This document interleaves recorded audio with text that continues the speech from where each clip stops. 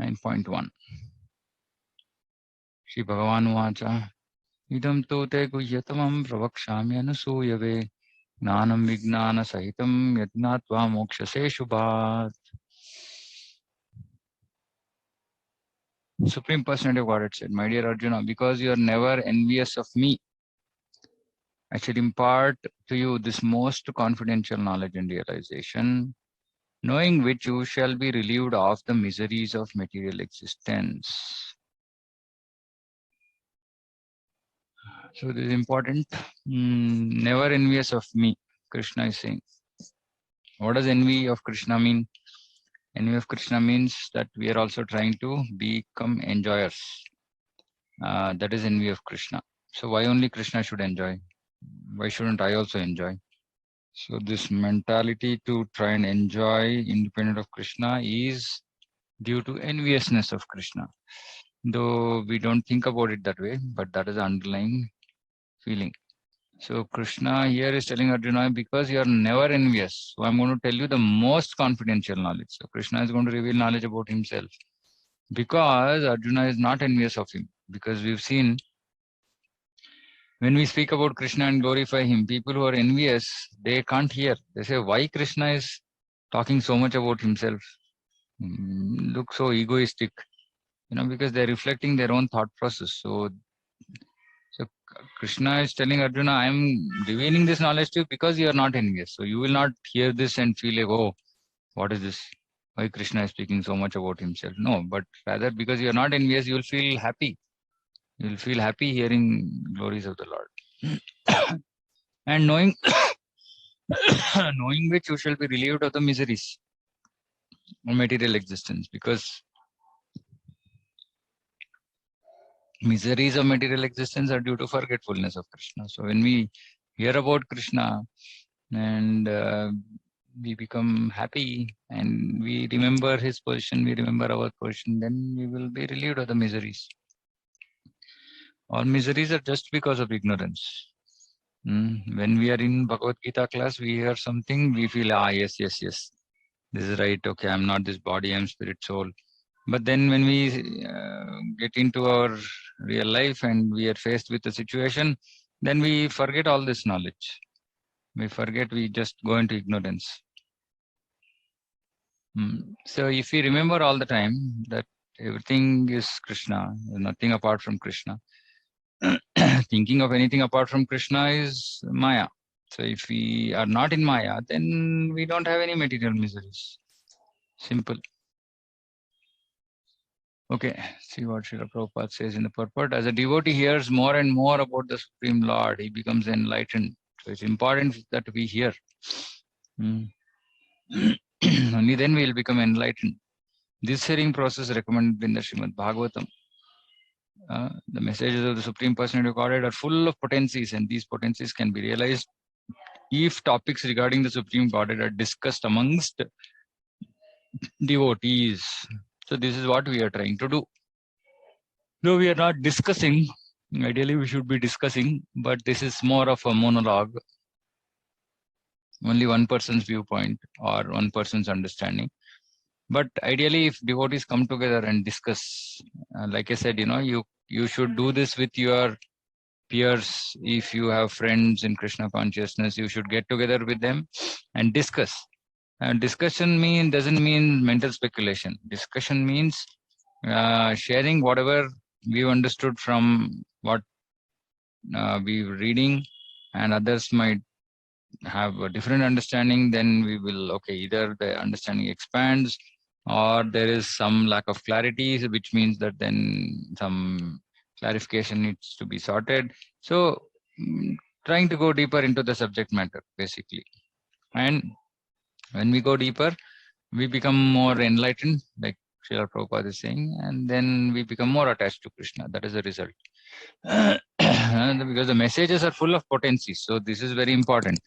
Messages are full of potencies. We should try to understand and apply. Only then we will realize the potency of the message. And that happens naturally when devotees come together and discuss about Krishna and his teachings. This cannot be achieved by the association of mental speculators or academic scholars, for it is realized knowledge. So we should understand this. What is realized knowledge? What is simply knowledge? Realized knowledge is one which is experienced by a person. So it cannot be experienced by people who are mental speculators. It can be experienced only by people who are trying to apply those teachings in their life, which are devotees specifically for realization about Bhagavad Gita. So when we apply this in our life, then the knowledge becomes realized. So Gnana gets converted to Vijnana. So this is very important, that we have to try and apply these teachings in our life. Otherwise, Bhagavad Gita just remains like a book of knowledge. And that is why people don't understand it, because they don't try to apply and they speculate. Because they've never tried to understand by application. So then they will just use their mental faculty to speculate. That's useless. The devotees are constantly engaged in the Supreme Lord service. Constantly. So this is also very nice. When I used to read these sentences, so what do we feel when we read this sentence? If you are not constantly engaged, then we should immediately feel that, okay, I am not a devotee. Then what should happen? It is not a matter of getting discouraged. It's a matter of getting enthusiastic, inspired. Oh, okay. No, I want to become a devotee. That means that I should constantly engage in Lord's service. Then we should feel, oh, when will the day come? Actually, all of our acharyas, when we hear all of their, songs, poems, etc., all the time they are praying, begging, oh, when will the day come? Oh, when will the day come? They are already there, they already reached the pinnacle, but still they're thinking, oh, when will the day come when, I will serve Radha Krishna like this? Oh, when will the day come when I will give up all my material desires? No, all those things that we should pray for, they are praying so that, we can learn from them. So that is another important reason why we should read bhajans, sing bhajans, understand the meaning. And there are so many higher level bhajans like Lalasa Prarthana and so many, like Narottam Das Thakur and Bhakti Vinod Thakur and all that. And everywhere there is Prarthana. Prarthana is another sequence of songs by Srila Narottam Das Thakur. Prema Bhakti Chandrika. So Gaur Kishore Das Babaji Maharaj used to say that you want Krishna Prema, go to the market, spend 2 annas and you will get Krishna Prema. What are the 2 annas at that time? 2 annas was to get Prema Bhakti Chandrika and Prarthana of Narottam Das Thakur. And if you read this, actually we will understand that he's always like crying. When will that day come? When will that day come? So we should also, when we read sentences like this, we should feel, when will the day come when I will be constantly engaged in Lord service? When will the day come when I will chant with tears rolling down my eyes? So these things this should be our prayer, constant prayer. Anyway, so devotees are constantly engaged in the Supreme Lord service. The Lord understands the mentality and sincerity of a particular living entity who is engaged in Krishna consciousness and gives him the intelligence to understand the science of Krishna in the association of devotees. So Prabhupada is Dadami Buddhi Yogam Tamena Mam Upayantite. So you're giving the intelligence, but he gives intelligence based on after understanding the mentality and sincerity. If somebody wants to be cheated, Krishna will show him that way. If somebody sincerely wants to achieve Krishna, then Krishna will give the intelligence. See, that is why it's very interesting, right? Though we are getting Gnana, it's not that everybody will progress on the same path. No, each and every person, each and every devotee will have their own path for progress.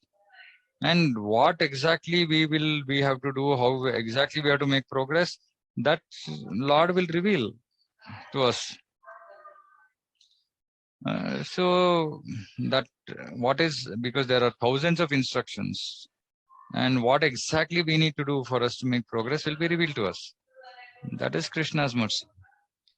Discussion of Krishna is very important, and if a fortunate person has such association, what kind of association? Association where one can read, hear, and understand about Krishna. and tries to assimilate the knowledge, then he will surely make advancement towards spiritual realization. So we should come among in the group of devotees, read, try to understand Krishna, then we will surely make advancement. Lord Krishna, in order to encourage Arjuna to higher and higher elevation in his potent service, describes in this 9th chapter matters more confidential than any he has already disclosed. The very beginning of Bhagavad Gita, first chapter, is more or less an introduction to the rest of the book. And in the second and third chapters, the spiritual knowledge described is called confidential. So this is about the Atmagnan.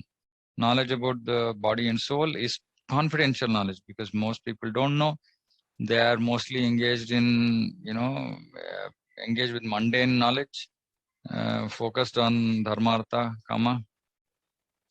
They don't know spiritual knowledge. So this is confidential.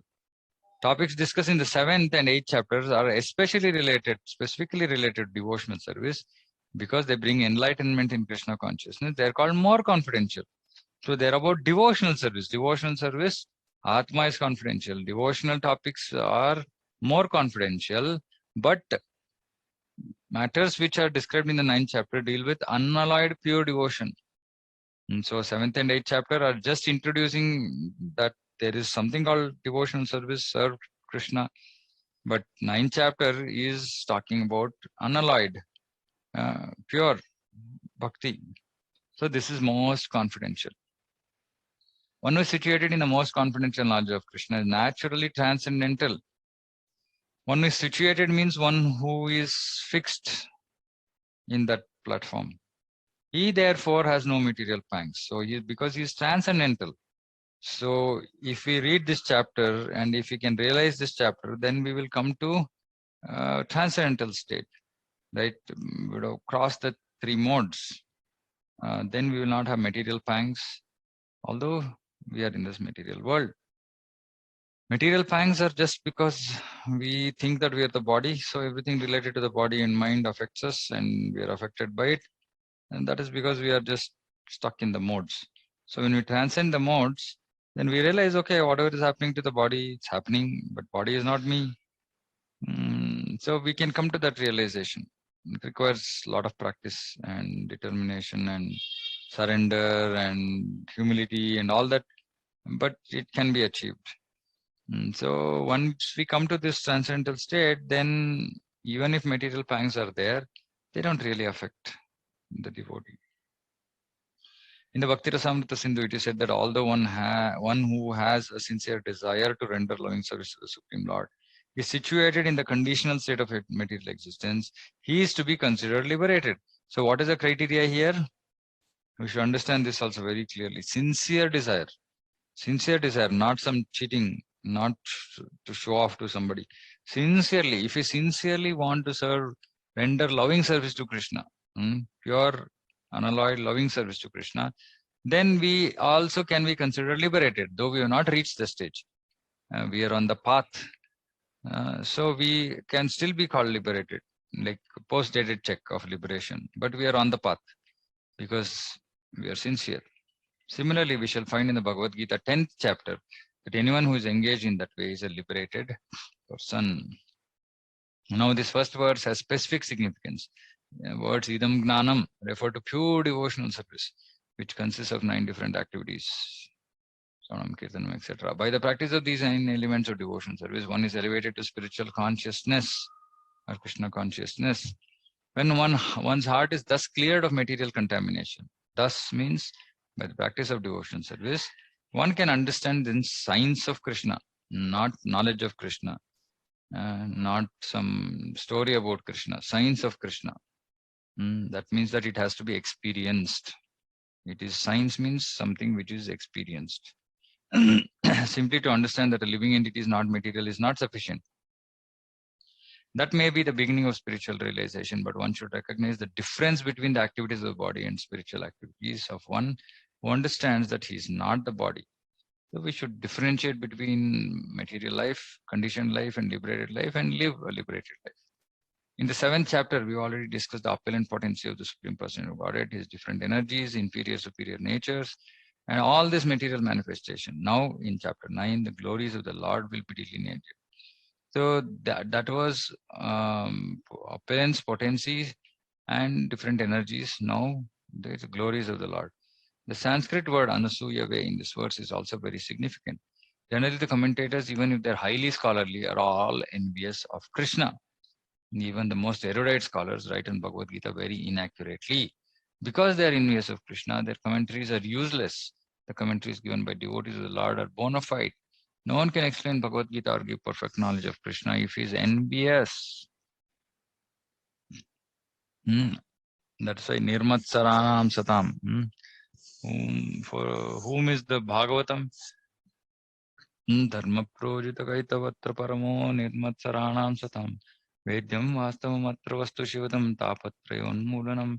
Srimad Bhagavate Mahamani Krute Kimbhavare Parayishvara Sadhyo Ruddhyavarute Kritapi Shushush Vistarkshanat. So it's Paramahamsa Samhita. Nirmatsaranam Satam. So for those who are Nirmatsara, those who have no envy towards Krishna. So that means that they want to hear about Krishna, they want to glorify Krishna, they get happiness hearing about Krishna. Really thinking about, oh, such nice, I have a relationship with this beautiful Krishna, and they become happy. But not the ones who are envious, not the ones who are thinking, no, I also should enjoy. Why only Krishna? And then we will not have any rasa, we will not experience any rasa. No one can explain Bhagavad Gita or be perfect. Yeah, okay. One who criticizes the character of Krishna without knowing him is a fool. Such commentaries should be very carefully avoided. For one who understands that Krishna is the Supreme Person of Godhead, the pure and transcendental personality, these chapters will be very beneficial. Amazing. Prabhupada writes some, amazing purports. We have to get into the context of the verse. Then we can very nicely understand Prabhupada's purport. But many times we don't get into it. And I mean, I also experienced this. If I'm reading these myself, I don't experience the same excitement and rasa when maybe I just read it myself. One hint actually, or one technique that Vidwan Gaurang Prabhu told was that he said, you try to read purports, when you're reading, you try to read it loudly. Because when we're reading it, in our mind, we don't completely engage in the topic, in the content. We are simply like surface, something we are reading, something is going. But if you want to really get into the topic, we should read it aloud, right? So, and these sessions, while it might help you, it actually helps me a lot. That is why, if anybody's there, nobody's there, I just engage in this, because actually it gives me realizations, much deeper realizations than what I've had so far, by just trying to read and, understand these things nicely. So please try to do that in your own way. Okay, any questions? Anybody has any questions on this? Okay. 9.2. Rajavidya Rajaguhyam Pavitram Idam Uttamam Pratyakshaavagamam Dharmyam Susukam Kartum Avyayam. This knowledge is the king of education, the most secret of all secrets. It is the purest knowledge, and because it gives direct perception of the self by realization, it is the perfection of religion. It is everlasting and it is joyfully performed. So, king of education, which means that there is no higher knowledge than the secret of all secrets, because it is the most confidential knowledge. Krishna is saying, I'm giving you the most confidential knowledge. So, which means that it's super secret. Purest knowledge, and because it gives, this is very important, gives direct perception of self by realization. What does it mean? What does this mean? It gives direct perception of self by realization.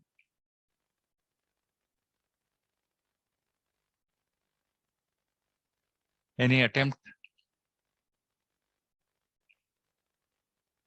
Okay. So basically, which means that, see, these kind of statements we should try to understand because they sound cryptic. So pratyaksha, pratyaksha, basically that's what it is. This whole translation. So when we get confused, when you are not clear, then we should go back and map it to the Sanskrit and see the word-to-word meaning. So Krishna is saying because it gives you direct experience, so which means that you will directly realize the soul. You will get direct perception of the soul. One is by engaging in activities of Krishna. Then literally at the stage of Brahmabhuta, we'll actually see ourselves, right? As in literally, right? So it is the perfection of really religion, because every religion has to bring one to this state at least, and then enable further progress, because Brahmabhuta is just the beginning. But most religions don't even bring people to Brahmabhuta. So even coming to this Brahmabhuta stage is perfection. Knowing that I'm Brahman, and realizing that I'm Brahman. And then, of course, after that, uh, one will progress further on the path of bhakti. But all religions should bring their followers to this state. So if somebody is very proud about their religion, we should ask, okay, have you realized yourself? Because that is the perfection of religion. Of course, I mean, for us, it is to love Krishna, but we cannot love Krishna if we don't even know who we are. If we are in the bodily conception, how can we love Krishna? We cannot. So coming to that spiritual platform, that I am the soul, is absolutely basic. But this chapter of Bhagavad Gita is called the King of Education, because it is the essence of all doctrines and philosophies explained before. Among the principal philosophers in India are Gautama, Kannada, Kapila, Yagnavalkya, Shandilya, and Vaishvanara. And finally, there is Vyasadeva, the author of Vedanta Sutra. So there is no dearth of knowledge in the field of philosophy or transcendental knowledge. Now the Lord says that this 9th chapter is the king of all such knowledge, the essence of all knowledge that can be derived from the study of the Vedas and different kinds of philosophy. It is the most confidential, because confidential or transcendental knowledge involves understanding the difference between the soul and the body. And the king of all confidential knowledge culminates in devotional service. Generally, people are not educated in this confidential knowledge. They are educated in external knowledge. As far as ordinary education is concerned, people are involved with so many departments: politics, sociology, physics, chemistry, mathematics, astronomy, engineering, etc. There are so many departments of knowledge all over the world, and many huge universities, big universities. But there is unfortunately no university or educational institution where the science of the spirit soul is instructed. Yet the soul is the most important part of the body. Without the presence of the soul, the body has no value. Still, people are placing great stress on the bodily necessities of life, not caring for the vital soul. Even as practicing devotees, we might care for the vital soul, but we are still placing great stress on the bodily necessities.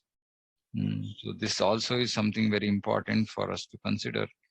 How am I giving more importance to my body or to the soul? Which means that am I giving more importance to activities of body or to the activities of soul? Important to think, meditate. The Bhagavad Gita, especially from the 2nd chapter on, stresses the importance of the soul. In the very beginning, the Lord says that this body is perishable and the soul is not perishable. That is a confidential part of knowledge. Simply knowing that the spirit soul is different from this body and that its nature is immutable, indestructible, and eternal. That itself is confidential knowledge, but that gives no positive information about the soul. Sometimes people are under the impression that the soul is different from the body, and that when the body is finished or one is liberated from the body, the soul remains in a void and becomes impersonal. So that means that they know that soul is indestructible, but they don't know what it is. Indestructible is Neti. Okay, it is not destructible, but what is it? What actually is it? They think that, oh, no, it becomes void. But actually, this is not a fact. How can the soul, which is so active within the body, be inactive after being liberated from the body? It is always active. If it is eternal, then it is eternally active. And its activities in the spiritual kingdom are the most confidential part of spiritual knowledge. So this is the most confidential part, right? Because it deals with devotional service. These activities of the spirit soul are therefore indicated here as constituting the king of all knowledge, the most confidential part of all knowledge. Amazing. This knowledge is the purest form of all activities, as explained in Vedic literature. In Padma Purana, man's sinful activities have been analyzed and are shown to be the results of sin after sin. Those who are engaged in fruitive activities are entangled in different stages and forms of sinful reactions. And so this is Bija, Kota, Prarabdha, Prarabdha. Bija Seed, Kuta is still little more fructified. Prarabdha is what we are suffering today. Aprarabdha is our overall bank balance of karma phala. Bija, actually Kuta is also apparently Bija and Prarabdha are experienced in this life. And Kuta and Prarabdha are for future. Prarabdha, Kuta is still further away. Prarabdha is something which is already fructified and waiting for next life. So that is what Prabhupada has explained here in English, which is very difficult to understand. So when the seed of a particular tree is sown, the tree does not appear immediately to grow. It takes some time. It is first a small sprouting plant. Then it assumes the form of a tree. Then it flowers and bears fruit. And when it is complete, the flowers and fruits are enjoyed by persons who have sown the seed of the tree. So similarly, our karma phala also fructifies. Similarly, a man performs a sinful act. And like a seed, it takes time to fructify. There are different stages. The sinful action may have already been stopped within the individual, but the results of the fruit of that sinful action are still to be enjoyed. So this is ideally the stage of all devotees. Once we come into Krishna consciousness, we should stop sinful life, but still the results are still have to be enjoyed. There are sins which are still in the form of a seed, and there are others which are already fructified and giving us fruit, which we are enjoying as distress and pain. As explained in the 28th verse of the 7th chapter, a person who has completely ended the reactions of all sinful activities and who is fully engaged in pious activities, being freed from duality of this material world, becomes engaged in devotional service to the Supreme Personality of Godhead Krishna. Mam cha yo vyabhicharena bhakti yogena sevate sagunan samatipethan brahma bhoya kalpate. I think. In other words, those who are actually engaged in the devotional service of Supreme Lord are already freed from all reactions. So what does this mean? Those who are actually engaged means pure devotional service. Those who are engaged in pure devotional service, they're already freed from all reactions. If you are engaged in Mishra Bhakti, then we are not freed from all reactions. And if we are engaged in pure devotional service, but still not yet reached the stage, still we are free from all reactions. This statement is confirmed in the Padma Purana. Prarabdha phalam papam kotam bijam phalonmukam kramenaiva praliyeta Vishnu bhakti ratatmanam. For those who are engaged in the devotional service of Supreme Personality of Godhead, all sinful reactions, whether fructified in the stalk or in the form of seed, gradually vanish. Therefore, the purifying potency of devotional service is very strong, and it is called Pavitram Uttamam, the purest. Uttama means transcendental. Tamas means this material world or darkness, and Uttama means that which is transcendental to material activities. Devotional activities are never to be considered material, although sometimes it appears that devotees are engaged just like ordinary men. One who can see and is familiar with devotional service will know that they are not material activities. They are all spiritual and devotional, uncontaminated by the material modes of nature. It is said that the execution of devotional service is so perfect that one can perceive the results directly. This direct result is actually perceived.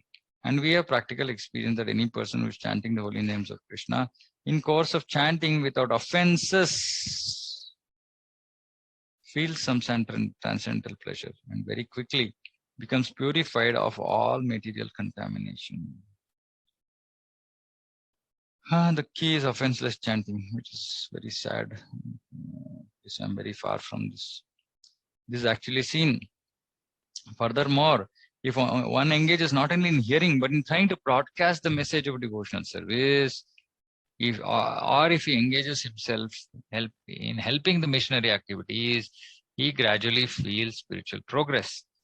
And this is why striving to see if everybody can engage in preaching. So we are going to have some training program so that everybody can preach. I try to reach some devotees individually, but idea is that everybody should preach. So if there's anybody on this group who is not preaching, so Matajis should preach to other Matajis, girls, etc., etc., right? And Prabhus should engage with other Prabhus, then Grihastha families, etc., right? So everybody needs to preach. If you are not preaching, then we will not make spiritual progress. Okay, so this we have to be very clear. And some devotees keep wondering, saying that why is it that I keep pushing on preaching? Because everybody should make spiritual progress. Individual sadhana will only take us to some extent, right? But if you want to make fast progress, solution is very, very simple. We have to preach. And that is what Chaitanya Mahaprabhu taught us. Yare dekho tare kaho Krishna Upadesh. But somehow, I see that all of us are very reluctant to preach. I don't know why, right? We might have understood the philosophy, but still we don't want to preach. This, I mean, in other words, it just means that we are selfish. If you are selfish, then we're not going to make progress. Then others might say, okay, no, I don't think I can preach. I don't have the ability to preach. No, okay, that's understandable. That we can help. We can train. Prabhupada says everything can be learned, right? So preaching can also be learned. So we're going to start some training program where for whatever content we're going to discuss, we will have points. Devotees can make points, others can contribute. And so there'll be a note. So for example, if there's a particular verse, we will have 10 points that we can discuss. And these 10 points will be noted. And when you do the preaching and you talk to others, you will just repeat these points. Initially, maybe you will just look from your notes and just repeat it with some explanation from your side. But eventually, you will be able to preach independently without looking or without getting any help in terms of notes or whatever, right? But the important point is everybody should preach. Okay. So this reading session, the idea of this reading session is, of course, one is personal assimilation, not just understanding. Assimilation means that it should get applied. So if we are reading here saying that we have to engage in the missionary movement, it's not for hearing and leaving. It's not that, okay, fine, sounds good. Yeah, somebody is doing. No, but it is for us to engage, right? So if you want spiritual progress, we have to engage in preaching. This advancement in spiritual life does not depend on any kind of previous education or qualifications. Prabhupada is answering that also. The method itself is so pure that by simply engaging in it, one becomes pure. So we should simply engage in whatever way. Suppose, say, you get together few new devotees and just do half an hour kirtan and give them nice prasadam. That is also preaching. Or do nice kirtan, then make them chant one round, give prasadam, nice. Give them one little, piece of information about Krishna. Give them one little tip from Bhagavad Gita, preaching. It doesn't have to be half an hour class, 45 minutes class, Vyasasan class. No. Okay, anyway, so we will be doing training programs, right? Simple. Training program is just, okay, if we have to speak on this verse, what are the 15 things that we can say? Point 1, point 2, point 3, point 4, that's all. So we make notes, reproduce from those notes, and that's it. That is the first step in preaching. Okay. In the Vedanta Sutra, this is also described in the following words: Prakashascha karmani abhyasat. Devotional service is so potent that simply by engaging in the activities of devotional service, one becomes enlightened without a doubt. A practical example of this can be seen in the previous life of Narada, who in that life happened to be the son of a maidservant. He had no education, nor was he born into a high family. But when his mother was engaged in serving great devotees, Narada also became engaged, and sometimes, in the absence of his mother, he would serve the great devotees himself. Narada personally says, Uchistalepan anumodita dvijai sakritsma bhunjeta dapasta kilbisaha evam pravrittasya vishuddha chetasas tadharma evatma ruchi prajayate. In this verse from Srimad Bhagavatam, Narada describes his previous life to his disciple Vyasadeva. He says that while engaged as a boy servant for those purified devotees during the 4 months of their stay, he was intimately associating with them. Sometimes those sages left remnants of food on their dishes, and the boy who would wash their dishes wanted to taste the remnants. So he asked the great devotees for their permission, and when they gave it, Narada ate those remnants and consequently became freed from all sinful reactions. It's so powerful, right? Uh, as he went on eating, he gradually became as pure-hearted as the sages. Went on eating. Eating means eating the remnants, not just, like consecutive days. So they were there for 4 months. So he just became completely pure. So simple, just by taking remnants. The great devotees relish the taste of unceasing devotional service to the Lord. See, beautiful words. Relished the taste of unceasing devotional service, not ceasing, broken devotional service. Ahituki apratihata devotional service. By hearing and chanting, and Narada gradually developed the same taste. That is why this importance of association. Associate with devotees who have taste, then we will also develop taste. Associate, serve devotees who are pure, who love Krishna, then we will also develop that. Narada says further, Tatranvaham Krishna Katha Pragayatam Anugrahena Shrunavam Manoharaha Tashadaya Menu Padam Vishunvataha Priyashravasyanga Mama Bhavat Ruchihi. By associating with the sages, Narada got the taste for hearing and chanting the glories of the Lord, and developed a great desire for devotional service. Therefore, as described in the Vedanta Sutra, Prakashascha Karmanyabhyasat, if one is simply engaged in the acts of devotional service, everything is revealed to him automatically, and he can understand. This is called Pratyaksha, directly perceived. Pratyaksha Avagamam Dharmam. Prabhupada is explaining what is this Pratyaksha is that we have to experience it directly, which means that we should engage seriously in the process, then we will experience it. The word dharmyam means the path of religion. Narada was actually son of a maid servant. He had no opportunity to go to school. He was simply assisting his mother, and fortunately his mother rendered some service to the devotees. The child Narada also got the opportunity, and simply by association achieved the highest goal of all religion. The highest goal of all religion is devotional service. Savaikum samparo dharmo yatho bhakti radokshaje. Religious people generally do not know that the highest perfection of religion is the attainment of devotional service. As we've already discussed in regard to the last verse of chapter 8, generally Vedic knowledge is required for self-realization. But here, although Narada never went to school of the spiritual master and was not educated in the Vedic principles, he acquired the highest results of Vedic study. This process is so potent that even without performing the religious process regularly, one can be raised to the highest perfection. How is this possible? It is also confirmed in the Vedic literature. Acharyavan Purusho Veda. One who is in the association with great acharyas, even if he is not educated or have never studied the Vedas, can become familiar with all knowledge necessary for realization. Saying is so potent that even without performing this religious process regularly, and just imagine how fortunate are those devotees who are with Prabhupada, who are even today serving as personal secretaries, servants,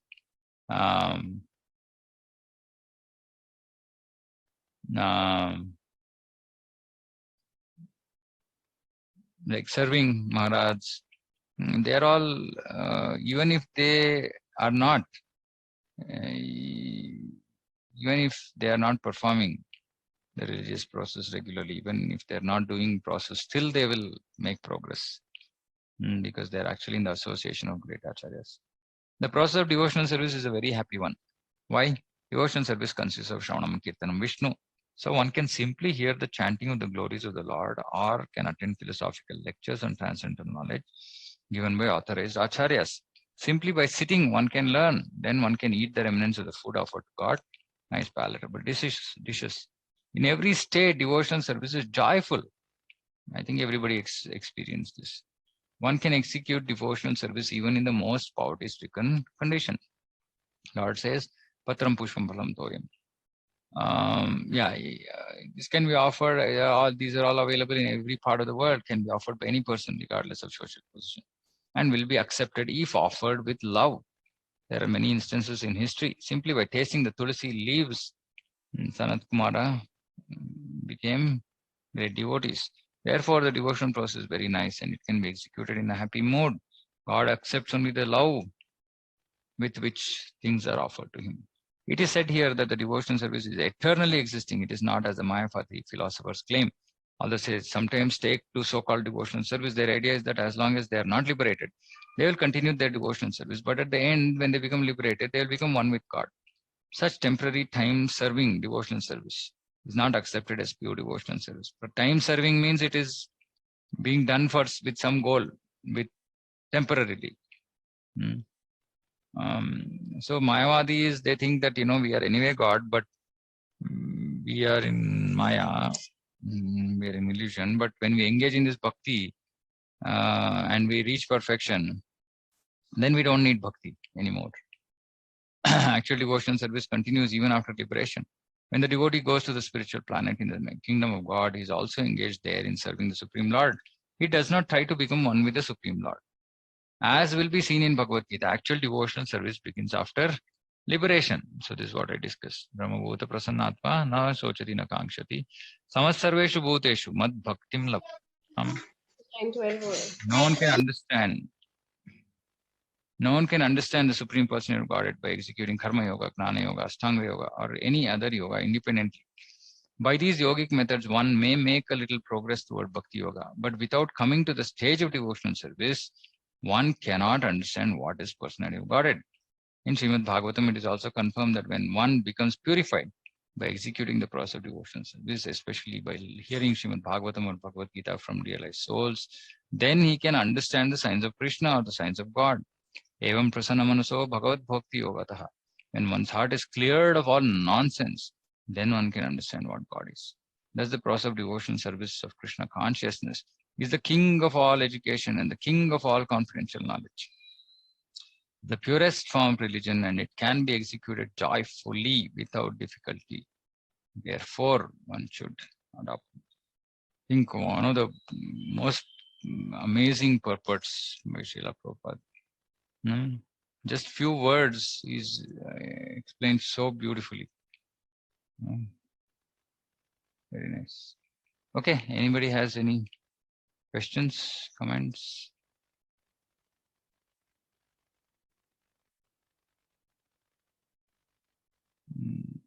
There are no comments, then we'll stop. And like I said, everybody please start thinking about your preaching, how you are going to preach, whom you are going to preach to, and we will set up required training for that. Okay. So if there's nothing else from anybody, then we'll end for today. And Krishna willing, we'll again meet on Wednesday. Vanchakalpatarubhyascha kripa sindhubhya patitanam bhavanebhyo vaishnavebhyo namo namaha. Samaveta Gaura Bhakta Jagat Guru Srila Prabhupada ki jai. Hare Krishna.